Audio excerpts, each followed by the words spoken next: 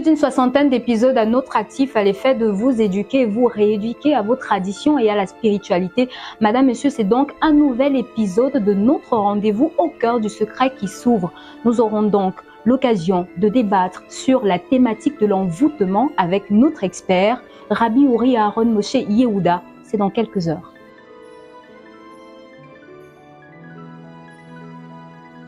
Madame, Monsieur, bonsoir. Plaisir de vous retrouver pour ce nouvel épisode de votre rendez-vous avec la tradition et la spiritualité au cœur du secret qui s'ouvre donc à l'instant. Nous vous l'annoncions déjà, nous traitons de la thématique de l'envoûtement. Tout le monde semble en avoir une définition précise et les moyens même pour s'en protéger. Mais qui de mieux pour nous édifier sur la question que notre spécialiste des sciences occultes, Rabbi Uri Aaron Moshe Yehuda, est donc dans le fauteuil de l'expert. Bonsoir, Rabbi.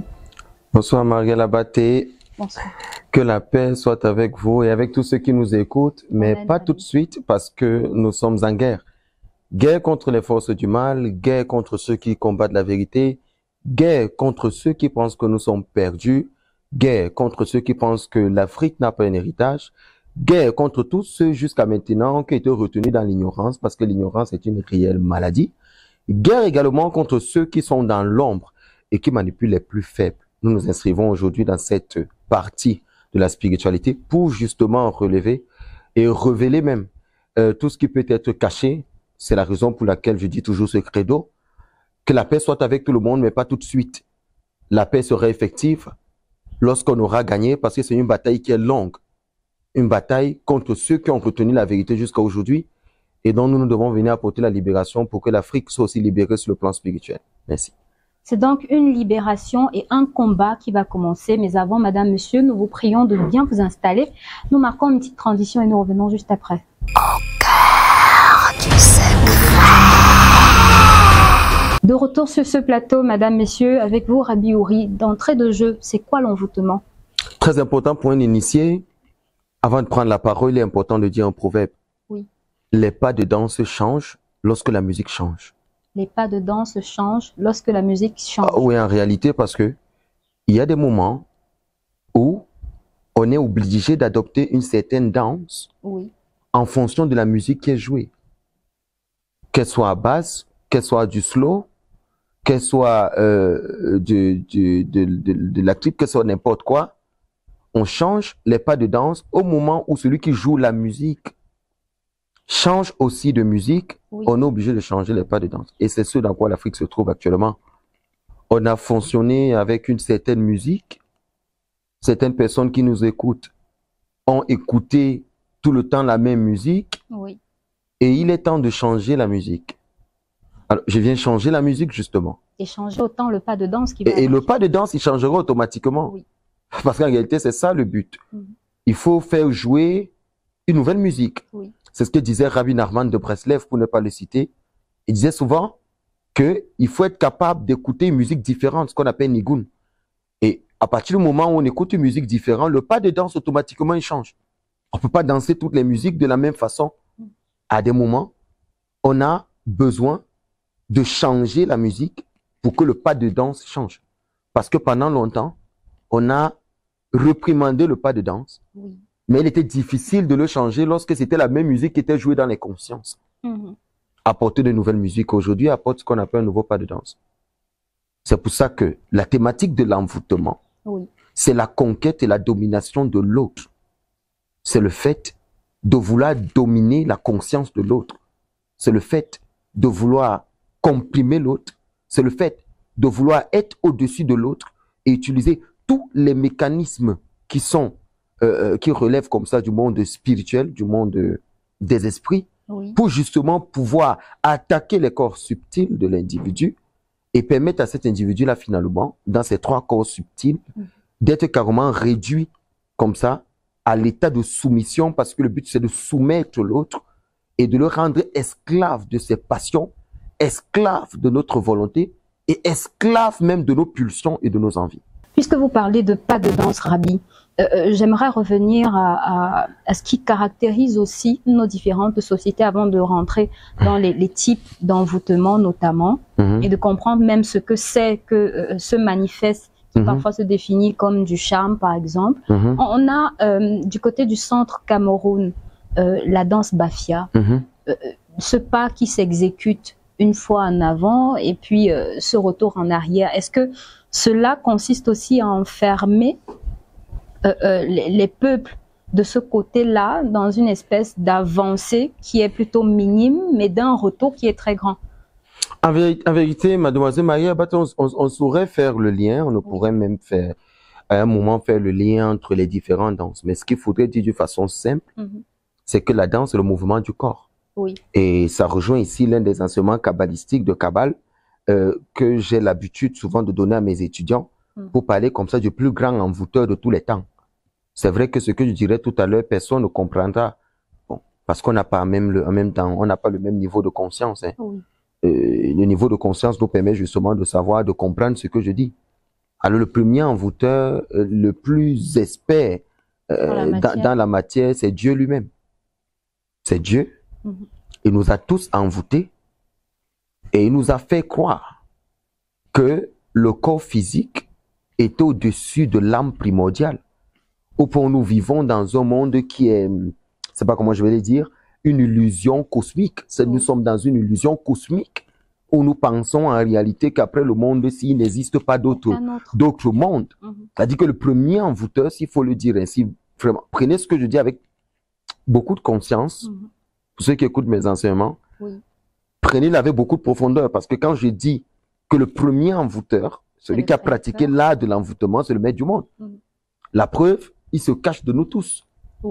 Et il serait très difficile pour certaines personnes de croire quelque chose qui est différent de leur niveau de conscience sur leur trois corps éthériques, ou tout au moins leur trois corps subtils que j'ai enseigné ici. J'ai dit on avait le corps, on avait l'intelligence, on avait le mental, on avait l'ego. En quoi consiste l'intelligence? C'est de croire qu'à part nous, il n'y a pas une autre personne qui soit investie comme ça du degré de sagesse, s'il faut le dire, que nous avons. C'est quoi le mental? Le mental, c'est en fait le fait de croire qu'on est supérieur aux autres et qu'on ne peut rien nous dire. C'est quoi l'ego? L'ego, c'est le fait de croire qu'on est roi. Ça veut dire dans notre conscience, on a l'impression qu'en dehors de nous, lorsqu'on regarde devant le miroir, comme le disait mon professeur d'informatique, il dit souvent, quand il regarde le miroir, il dit, oh, Éternel, que tes œuvres sont belles. Ça, c'est un peu de l'ego, de penser des fois qu'on est mieux. Alors, ces trois corps subtils font partie d'un grand ensemble que je ne sais pas comment pour essayer d'expliquer de façon un peu plus, je dirais, plus rationnelle. Lorsqu'on parle des corps subtils, parce qu'il faut savoir qu'il y a le corps spirituel et le corps subtil. Et il y a le corps physique, c'est-à-dire que dans les corps physiques, on a la matérialité. Pour comprendre tout ce que je vais dire tout à l'heure dans l'envoûtement, il faudrait connaître ce qu'on appelle les 9 régions du corps, ou les 9 régions comment je dirais, les 9 régions de l'homme. Parce que si vous comprenez les 9 régions de l'homme dans un enseignement initiatique, vous allez comprendre tout le reste. D'accord. Alors, dans les 9 régions de l'homme, on a ce qu'on appelle des régions tripartites. C'est-à-dire 3 parties. On a ce qu'on appelle les 9 régions de l'homme, on a ce qu'on appelle le feu, l'air, la terre et l'eau. Ensuite, on a ce qu'on appelle les terres, ensuite ce qu'on appelle le mental, la conscience, l'ego. Ensuite, on finit avec ce qu'on appelle l'âme. Le lien entre comme ça la matérialité, la dimension matérielle ou la physicalité, la dimension physique des 5 premières régions, les 4 premières régions du corps de l'homme, c'est-à-dire le feu, l'eau, la terre et l'air, c'est ce qu'on appelle l'éther, qui est en réalité la notion subtile ou la dimension qui est en même temps matérielle, mi-matérielle et mi-spirituelle ou mi-subtile. Et elle nous fait donc le lien ou la traversée pour atteindre maintenant le monde comme ça, des corps subtils, le monde de la subtilité de l'homme. Alors dans la subtilité de l'homme, on a donc maintenant la conscience, l'intelligence et l'ego. Alors, le mental, autant pour moi, le mental, l'intelligence et l'ego. Et lorsqu'on finit le mental intérieur et l'ego qui fait partie ici là, de ce que j'appelle les corps subtils, on atteint donc la 3e dimension, qui est pour certaines personnes peut-être la plus importante, qui est ce qu'on appelle la dimension spirituelle. Et dans ce siège, justement, où ce qu'on trouve l'âme spirituelle ou l'âme elle-même, il a rappelé que l'âme ne peut pas être touchée. Alors, pour pouvoir procéder à une action d'envoûtement, il faudrait avoir la pleine connaissance des 9 régions du corps de l'homme. Si vous ne connaissez pas les 9 régions du corps de l'homme, c'est pour ça que ceux qui procèdent à des actions d'envoûtement, que ce soit des sorciers ou des mages, que ce soit des personnes qui ont la science, ils ont besoin d'être d'abord des personnes enracinées dans une certaine connaissance. Et cette connaissance-là passe justement par le fait de connaître les 9 régions justement du corps de l'homme que vient de citer. On peut les reprendre ensemble. J'ai dit l'eau, la terre, l'air, le feu, l'éther, le mental, l'intelligence, si les gens veulent, et l'ego. Ensuite, on a ce qu'on appelle l'âme. Voilà les 9 régions du corps de l'homme qu'il est important de connaître parce que c'est par là qu'on pourra finalement détailler tout le reste. Maintenant, s'il faudrait le dire, lorsque je dis que le premier envoûteur, c'est Dieu, il faut le prendre avec des pincettes. C'est de dire qu'il y va donc de son intérêt, c'est-à-dire l'intérêt de l'être suprême, de ne pas se révéler à une matière qu'il ne la comprendrait pas, de par sa vibration. Donc, il va donc voiler sa dimension aux hommes et il va créer ce qu'on appelle en hébreu un olam, qui veut dire un voile, mais qui est traduit en français comme étant le monde. Parce que le mot olam veut dire monde en français, mais olam veut dire le voile. Un monde n'a donc pas été créé par Dieu. C'est un voile qui a été créé dans le sens où, mademoiselle Marie Labatté, vous pouvez voir un individu qui est habillé, ne le jugez pas sur ce que vous voyez, parce qu'il est un voile en lui-même. On dira donc que l'homme est divers et ondoyant. L'homme est divers et ondoyant, mais pratiquement, comment donc cerner l'envoûtement en elle-même? Si on ne peut pas avoir accès à l'âme d'un individu, mais plutôt à son esprit, comment est-ce que cela se manifeste? Disons plutôt que lorsque je dis qu'on ne peut pas avoir accès à l'âme de quelqu'un, je suis en train de dire que on isole l'âme, parce que s'il existe aujourd'hui des hommes spirituels qui disent que on a touché la lumière de l'âme, il faudrait que ces hommes, après m'avoir écouté, qu'ils comprennent clairement qu'ils ne sont pas des hommes spirituels. Oui. Il est important pour moi, pour ceux qui nous écoutent, de prendre un cahier et de noter tout ce que je vais dire. La chaîne dans laquelle on se trouve, ou l'émission Au cœur du secret, est une émission, lorsque les gens y s'asseyent, ils doivent pouvoir prendre des notes. Parce que je ne fais pas des capsules de 10 minutes. Je donne des enseignements. Et le but, c'est quoi? C'est de rendre au maximum certaines personnes conscientes. Et être conscient de nos jours, la connaissance est déjà réservée, comme on va le voir tout à l'heure. Oui. Mais être conscient aujourd'hui, c'est très important. Parce que si on n'est pas conscient et qu'on ne sait pas ce qui se passe dans le monde, on disparaîtra rapidement aussi. On le voit pour beaucoup de personnes. Il y a beaucoup de personnes aujourd'hui qui étaient là hier, mais qui ne sont plus là aujourd'hui. Oui. Et on a toujours le regret de dire, si je savais, si j'avais su, j'aurais fait ça, j'aurais fait ça. Alors, l'envoûtement, ça c'est l'une des choses qui mine la société d'abord. Tout le monde est envoûté à la base. En effet. On est envoûté à la base. On est envoûté par Dieu, comme je l'ai dit. Tout d'abord. Il nous a tous envoûtés. Il nous a permis de vivre dans un monde où notre véritable libération, comme l'a posé l'un de mes amis, le pasteur Samy, qui vit en France. Et je profite pour lui donner la réponse lorsqu'il m'a posé la question le matin. Oui. La mission de l'âme, la mission d'un individu, aujourd'hui réside dans le fait de se désenvoûter. C'est-à-dire, Rabbi, plus précisément. Se désenvoûter de Dieu. Se désenvoûter de ce dans quoi il nous a mis. Se désenvoûter du voile. Il n'y a pas de raison pour laquelle il nous a créés, si ce n'est celle de pouvoir comprendre la supercherie du monde dans lequel nous sommes. Et l'un des désenvoûtements ou l'une des raisons pour laquelle on devrait être rapidement désenvoûté, c'est lorsqu'on croit que le corps physique est plus important que l'âme primordiale et de penser que le fait de vivre dans ce monde dans lequel nous sommes, dans cet univers de 3D, comme de vous 3D avez dit, est la chose la plus importante. Alors le maître du monde écrit un voile, il envoûte les consciences, oui, et seuls les plus futés, mademoiselle Marie Labatté, oui, Rabbi, et les plus déterminés, qui sont appelés les élus, sauront et pourront quitter l'illusion matérielle, la matrix dans laquelle nous vivons. Je dis rares sont ceux-là. Oui. Ceux qui sont non initiés devront donc enlever la plupart des personnes dans la matrix. Parce que la matrix, c'est un univers que seuls ceux qui sont dedans comprennent, entre une pilule rouge et une pilule bleue.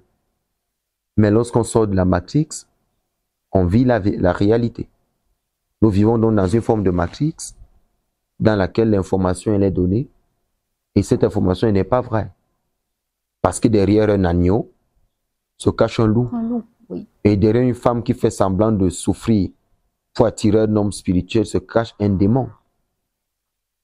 Maintenant, je viens de prononcer un mot qui jusqu'aujourd'hui est toujours incompris de tout le monde, le mot démon. Démon. Le démon, c'est quoi? Le démon, c'est une entité qui vit dans le monde physique et dans le monde subtil, ou le monde mental. Je m'explique. Le mot démon est un acronyme. Le mot démon, c'est deux mots. En fait, démon signifie demi-monde. Démon, demi-monde. Démon, mi-deux. Ok? Un démon, c'est quoi? Un démon, c'est une force, une énergie ou une entité qui vit il est mi-monde physique, mi-monde astral, monde invisible. Il y a des démons positifs. Tous les démons ne sont pas négatifs. On nous a laissé croire que le mot démon en lui-même était déjà... mais je viens de vous le définir déjà là-bas. Vous savez ce qui signifie démon en langue acadienne? Non. Le mot démon en langue acadienne se dit shed. Et vous savez ce qui signifie shed? Non. Ça signifie esprit bienveillant. Qu'est-ce que ça signifie en français? Pour ceux qui nous écoutent. Un esprit qui veille, qui est censé veiller. Un esprit protecteur. Oui. Donc, la définition du mot démon que toi tu as en français, dans certaines langues, c'est pas la même chose. En langue acadienne, démon signifie, ça veut dire shed, ça veut dire esprit bienveillant. Et c'est là que vient le mot anglais shadow, qui veut dire l'ombre. L'ombre, oui. C'est pour ça que les démons restent dans les crevasses, dans les coins. Les démons restent où il y a de l'obscurité. Les lieux dans lesquels on retrouve les démons, c'est par exemple sous des arbres, dans les crevasses des maisons, dans des bancs publics. C'est pour ça qu'il faut éviter d'uriner dans les crevasses. Parce que les crevasses, c'est les lieux dans lesquels les démons y vivent. Les esprits bienveillants. Et même sous les arbres. Et même sous les arbres. Oui. Alors, les démons restent dans les crevasses. Les creux. C'est pour ça qu'il ne faut pas téléphoner, mademoiselle Marie, là-bas, t'es sous les arbres. Oui. Tous les jours, je vois les gens, même là où je vis, ils aiment aller téléphoner sous les arbres. Mais qu'est-ce que tu es en train de faire? Ça veut dire que les conversations sont... Bien sûr, c'est ce que je suis en train de dire. Je suis en train de livrer tes conversations aussi simplement que ça. Que tu aies des écouteurs ou pas. Mais là, est-ce que ce sont des démons négatifs ou les deux. Positifs qui y résident? Les deux. On n'urine pas dans les coins. Oui. Vous allez vous rendre compte d'un exemple stupide que je vais vous donner. Lequel? Avant, on avait l'habitude, lorsqu'on était jeune, lorsqu'on était enfant, de faire l'amour des enfants. C'est-à-dire quoi? Un enfant de classe primaire ou de CE aura sa copine, un enfant du coup moyen 2, aura soi-disant sa princesse. Oui. Ou un enfant de 6e ou de 5e. Et des fois après les cours, on s'amusait souvent à se rencontrer quelque part. Et la plupart des temps, c'était derrière un bosquet. Vous voyez là où il y a des fleurs là. Vous allez vous rendre compte de quelque chose. Lorsque vous êtes face à la personne avec laquelle vous êtes soumise à une vibration qui vous fait paniquer, surtout pour les garçons, et il n'arrive pas à exprimer ce qui sort de sa bouche. Il est paniqué entre ses pulsions et manque de capacité à parler à la femme. C'est parce qu'en fait, des lieux comme ça, c'est les lieux où les démons y siègent. Alors les vibrations se font sentir. Oui. Il existe donc 4 types de démons. Justement. Je sais que c'est la question que vous avez posée. Il y a ce qu'on appelle les shedim. Les shedim, littéralement les démons. toute forme, bien sûr. On a ce qu'on appelle les Rohim. Ça vient de roi, ça dit quoi? Ce sont des esprits spectres. Exemple d'esprit spectre. Je n'aime pas souvent trop le citer parce que j'ai aucun problème avec l'Église catholique. Mais ce sont des fois des projections astrales de ce qui n'est pas vrai. Oui. Vous avez compris, un langage simple. Spectre. Ce sont les forces qu'on manipule. Et on permet des apparitions. Et puis là, j'ai vu ça. Et puis tout le monde y croit. Ce sont des manipulations. OK? D'accord. Ensuite, on a ce qu'on appelle les mazikim. J'ai parlé des shedim, qui vient du mot shed, qui veut dire démon. Parce que tous ces quatre que je vais citer, ça signifie démon. On a ce qu'on appelle les Rohim, qui sont les esprits spectres. On a ce qu'on appelle les mazikim. Oui.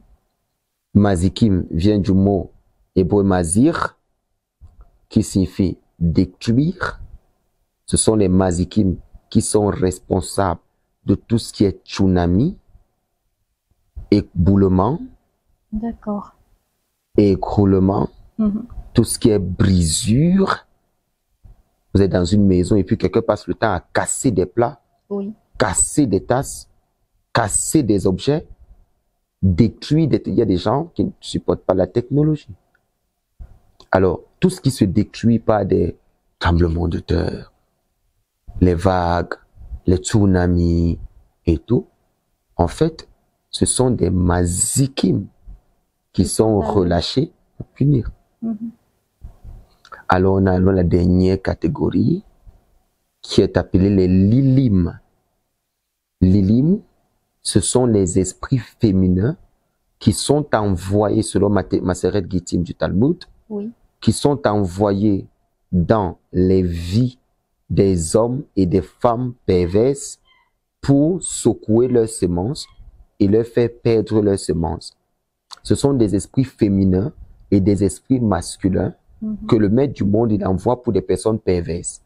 C'est pour ça qu'il faut savoir d'abord en base des zéros que tous ceux qui sont pervers, qui aiment les femmes et qui aiment les hommes, pour les femmes, vous serez beaucoup victimes des couches de nuit. Parce qu'une chose en entraînant une autre. Voilà les formes des démons.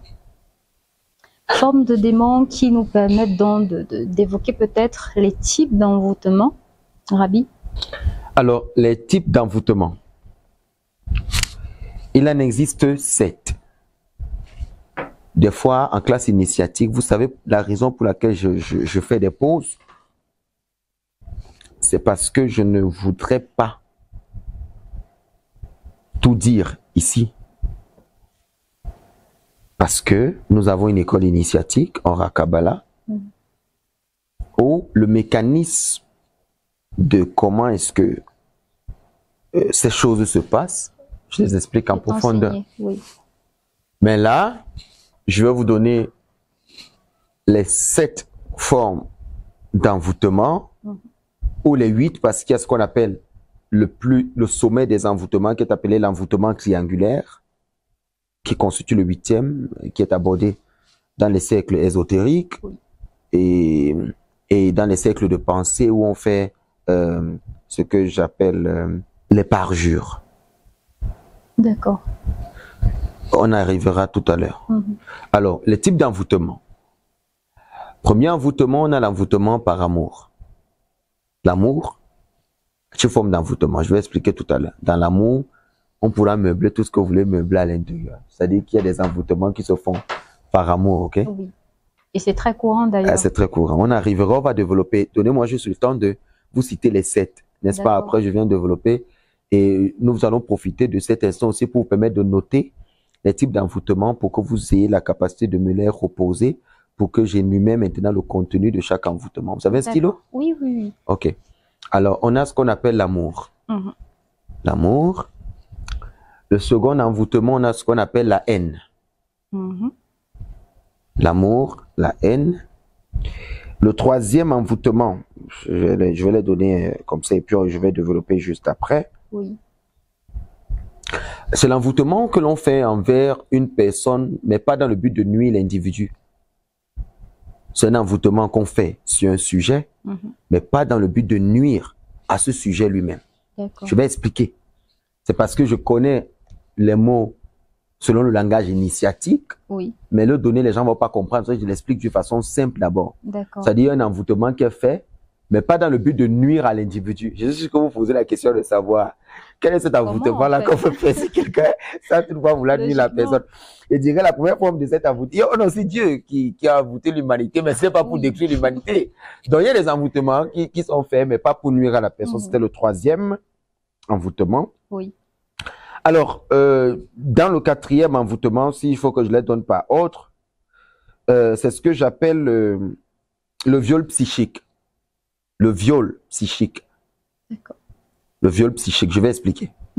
C'est le quatrième envoûtement, le viol psychique. OK. Le cinquième envoûtement,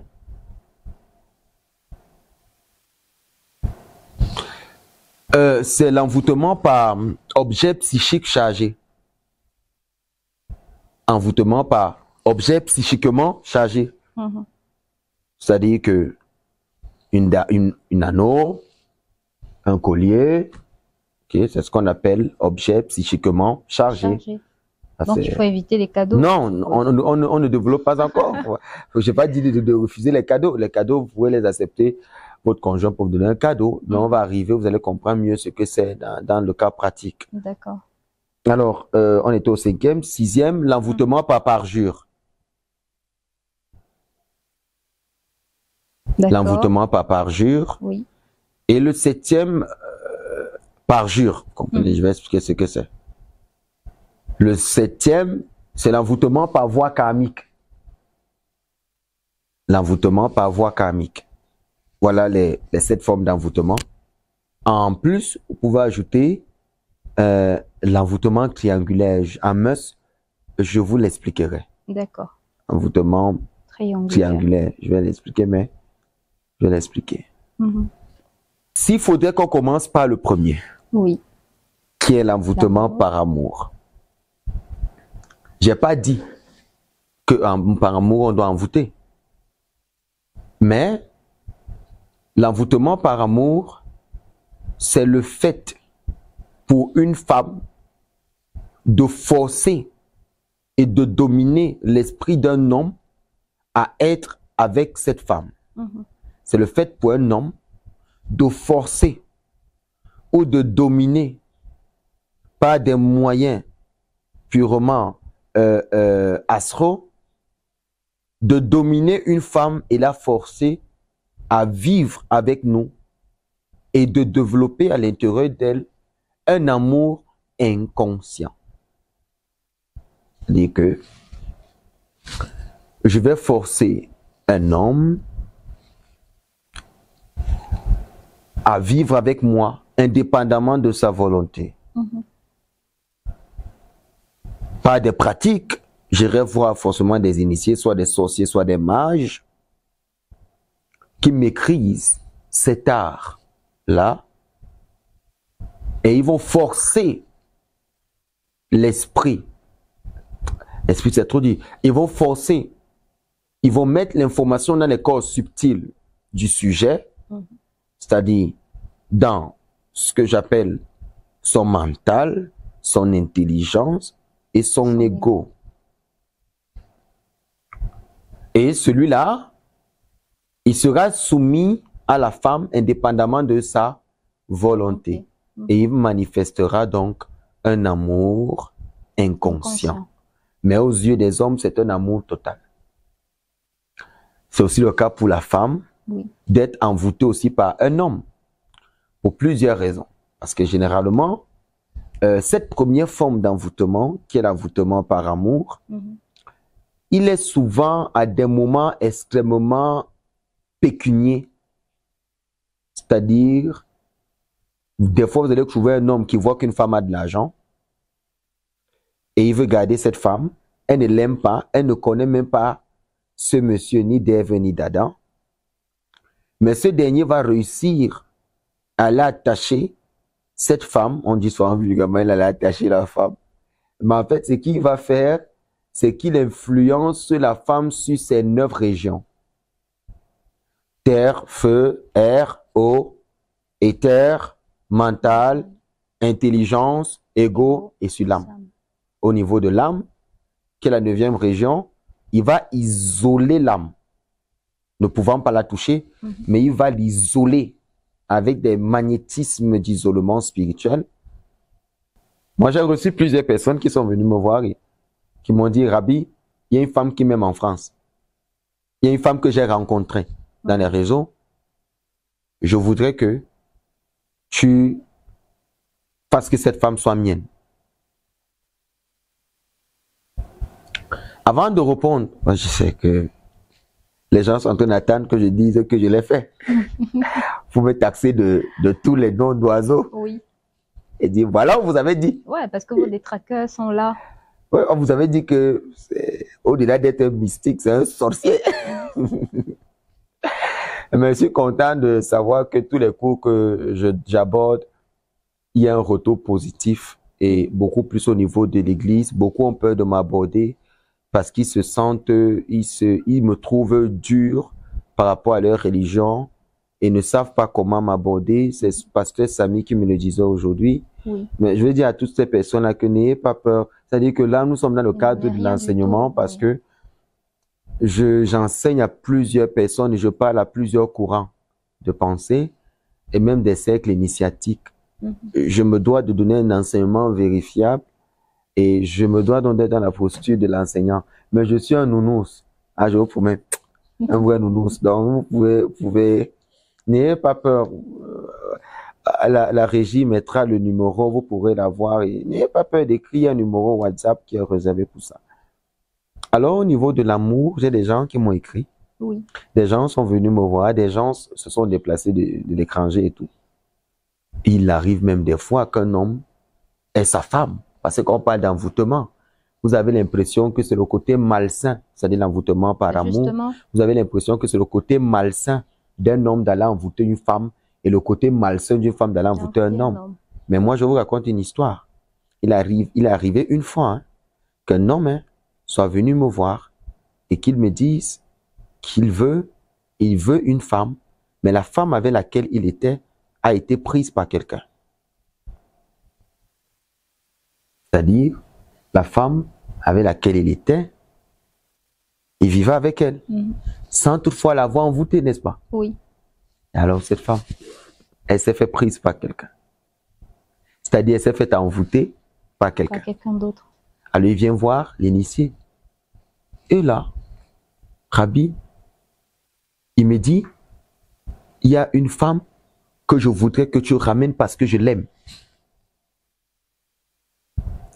Il ne m'a pas dit que il ne savait pas ce qui se passait. Mais il savait juste qu'elle l'a quitté. Et il ne m'a même pas dit qu'il vivait avec elle. Il m'a dit, j'aime cette femme, je veux que Rabbi, que tu la ramènes vers moi, que tu fasses ce qu'on appelle un retour d'affection. C'est la manipulation des énergies cosmiques, en fait. C'est facile. Bon, pour un initié, quoi. C'est des choses pour lesquelles je prends beaucoup de temps. Moi, je voisin Marielle Abaté. Je me sens plus à l'aise dans votre plateau de parler de ça, mais sinon, pour moi, c'est des cours que je réserve dans un volet initiatique à ceux qui étudient avec moi. Mais bon, parce que les gens ont besoin de comprendre. Alors, je fais asseoir le monsieur, et ça, c'est un conseil que je donne à tous les initiés. C'est vous qui comprenez ce qu'on appelle le mal et le bien. Moi, je ne sais pas ce qu'on appelle mal et bien. Ce que moi, je sais, c'est qu'on a tous une conscience.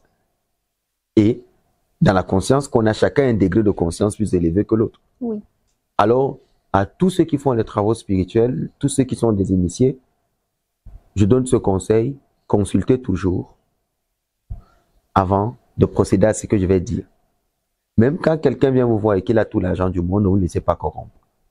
Je vais vous expliquer pourquoi. Parce que lorsque vous envoûtez un individu pour une tierce personne, vous partagez les charges karmiques de la personne. Ça veut dire quoi? Le karma tombe sur celui qui est venu envoûter la fille, et vous qui avez fait le travail, l'énergie cosmique divise la charge karmique en deux. Oui.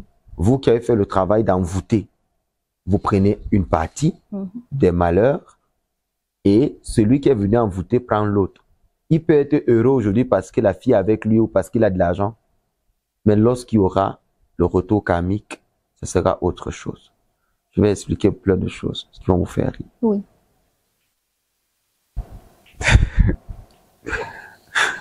Nous sommes tous tués. Hein. Maintenant, ce qui se passe, c'est que ce monsieur qui a vu sa femme être envoûtée par quelqu'un d'autre, après consultation, je fais asseoir le monsieur, je dis au monsieur, en fait, votre femme a été envoûtée par quelqu'un d'autre. Alors, dans ce cas, il est impossible que cette femme revienne, en fait. Ça n'a rien à voir avec Jésus.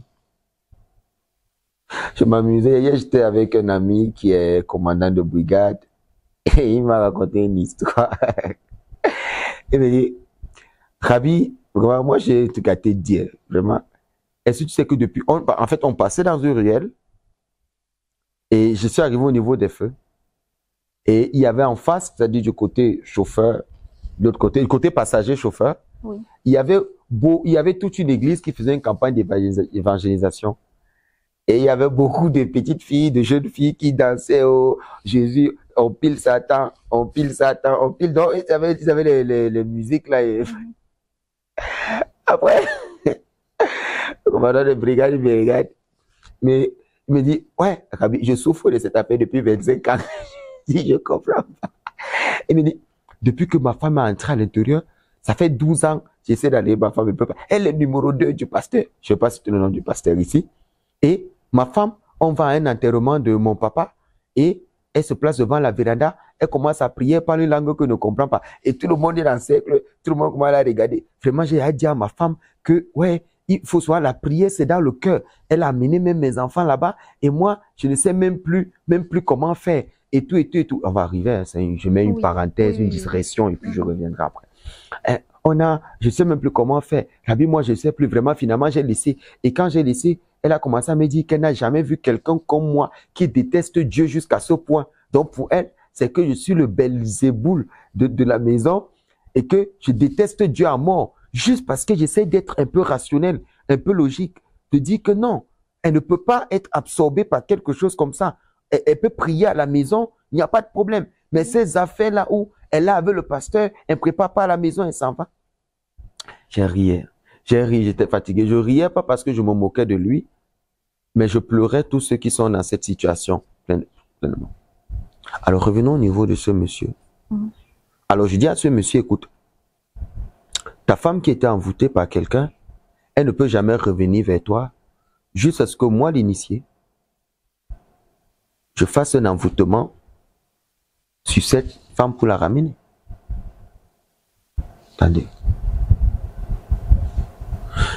Elle est envoûtée par quelqu'un. 2 envoûtements. Elle doit revenir. Qu'est-ce qu'il y a à faire? Je vais détruire cet envoûtement et au pire, dans la consultation, je me rends compte que quand on consulte la mémoire akashique, cette femme était la femme de ce monsieur qui est venu me voir. Donc c'était sa femme. Mais par des pratiques peu recommandables, elle lui a été arrachée. Donc là, je suis un juge parce qu'il faut savoir que les initiés sont les gardiens de seuil. Il fallait procéder à une autre forme pour la ramener tout en détruisant l'autre et en ramenant la femme. Là, vous voyez 2 choses. Lorsque je ramène la femme, je ne ramène pas la femme parce que ce n'est pas sa femme. Je ramène la femme parce que c'est sa femme. Et je fais une protection autour d'eux pour que la femme ne soit plus jamais envoûtée ni l'homme. Alors, mademoiselle Marie Abaté, dans ce cas, est-ce que l'envoûtement par amour est-il mauvais? Non, pas du tout. Vous voyez un peu la différence? C'est différent lorsqu'un homme se lève et qu'une femme n'a même pas son temps. Une femme ne le gère même pas, mais il prend quand même soit le sous-vêtement de cette femme ou l'habit de cette femme ou les cheveux de cette femme ou le nom de cette femme même et il s'en va avec quelque part pour attirer la femme par force. Ça ne met pas long. Nous, on ne fait pas ce genre de choses. Et je demande à tous ceux qui ont la science et qui savent faire ces travaux de ne jamais accorder de faveur à ce genre d'homme qui vient le faire.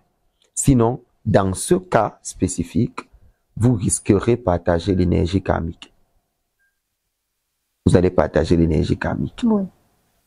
Et ça sera mauvais. Par contre, celui dont j'ai ramené la femme, qui a été envoûtée par un premier, je ne partage pas l'énergie karmique parce que je n'ai rien fait de mal, parce que la mémoire akashique qui voit jusqu'au futur me dit c'était sa femme, et là je suis dans l'action de justice, de remettre l'équilibre dans le monde et de ramener ce qui doit être ramené. Là, j'ai pas fait une faute.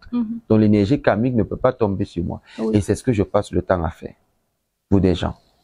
J'en suis fier, je vous promets. Il n'y a rien, il n'y a pas deux choses dans ce monde qui me plaisent comme vivre la vie d'un initié. Je suis heureux. Alors, vu que je viens d'expliquer au niveau de l'amour, vous êtes donc d'accord avec moi qu'une femme qui était envoûtée par un homme, cet envoûtement-là, déjà je vais expliquer. Il y a ce qu'on appelle, dans toute forme de spiritualité, ce qu'on appelle le système cyclique. Oui. Ça ne faut pas que j'oublie. Ça va vous aider à comprendre ce que je vais dire. D'accord. Tout est cyclique, même un envoûtement, même une malédiction, tout est cyclique.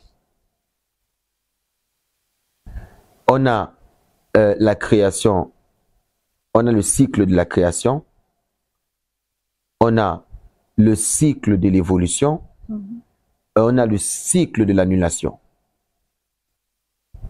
Ça veut dire quoi? C'est profond. Ce sont des notions profondes qui relèvent de... Alors, le cycle de la création, c'est le moment où tu obtiens, tu reçois le sort.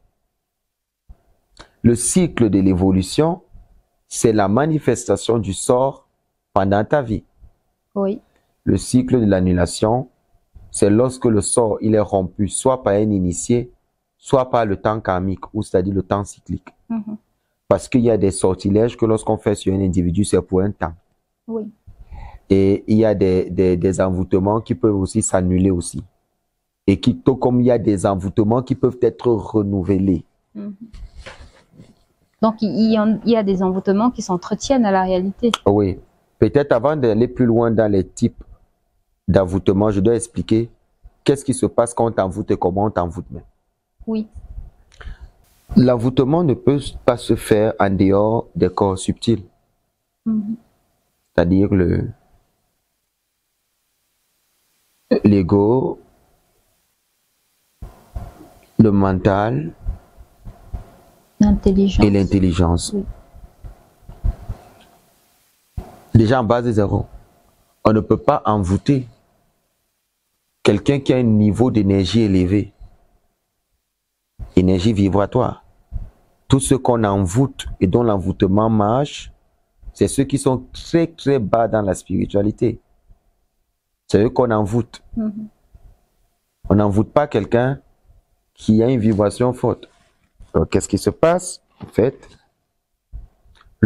celui qui veut t'envoûter, qui va voir l'initié va venir injecter une information au niveau de ton mental. Oui. Et la première des choses, c'est quoi?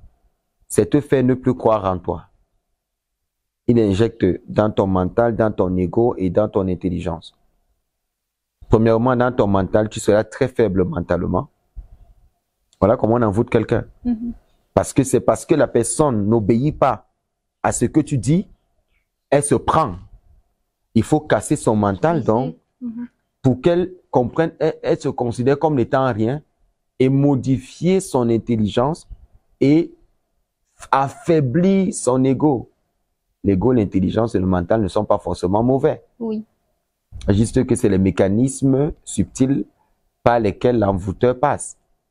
Et lorsqu'il a réussi à te casser sur ces plans-là, toi ici à la maison, mademoiselle Marielle Abaté, pour ne pas vous citer, que ça ne vous arrive pas, vous commencez à être très très mal à l'aise à votre peau.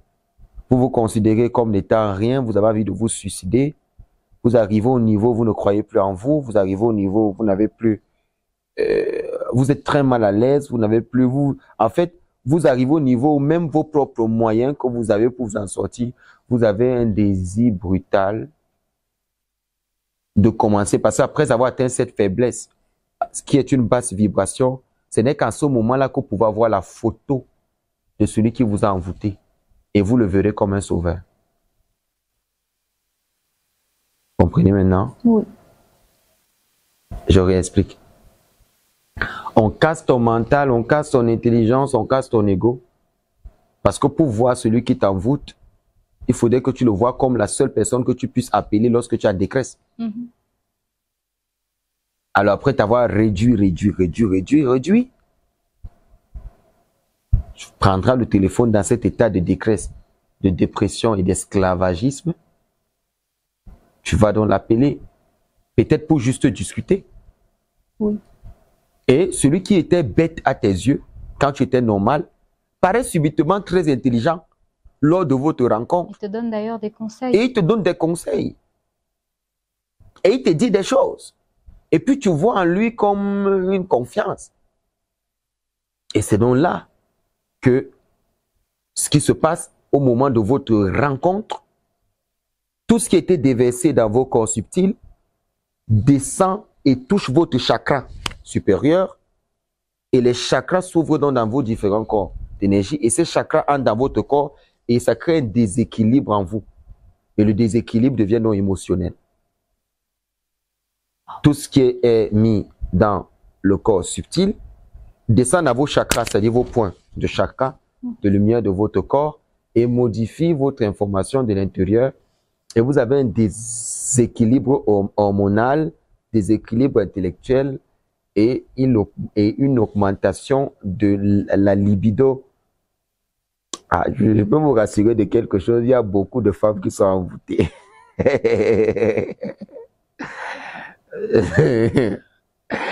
Il y a beaucoup de femmes qui sont dans des foyers aujourd'hui, mais qui sont dans un envoûtement. Comment savoir que je suis envoûté? Je ne suis pas libre dans la relation. Aussi basiquement que ce soit. Ouais, en fait, la relation, j'ai peur. Je suis dedans, mais j'ai peur. Peur de la perdre? Non, peur de la personne avec qui je suis. Si tu me demandes si je l'aime, je vais te dire je l'aime malgré moi en fait. Oui. Je suis retenu par quelque chose, je ne peux pas imaginer, même si tu me dis que cette personne-là, en fait, avec la personne qui nous envoûte, il n'y a pas de dialogue, il n'y a pas d'amitié en fait. Ce qui existe, c'est une domination. Et ça s'est vérifié à plusieurs niveaux. Au niveau de l'intimité, par exemple. Oui. Il couche avec toi comme un animal, comme un objet.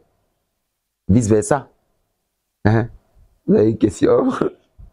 C'est justement cette manifestation sur laquelle j'aurais aimé que vous insistiez parce que beaucoup de personnes aujourd'hui, comme vous avez dit, sont envoûtées, mais ont de la peine à se reconnaître comme telles dans cet état, même si elles reçoivent de l'extérieur des alertes quant à la posture de l'âme sœur en Mademoiselle Marielle Abaté, ça c'est le sujet de toute une vie. Oui.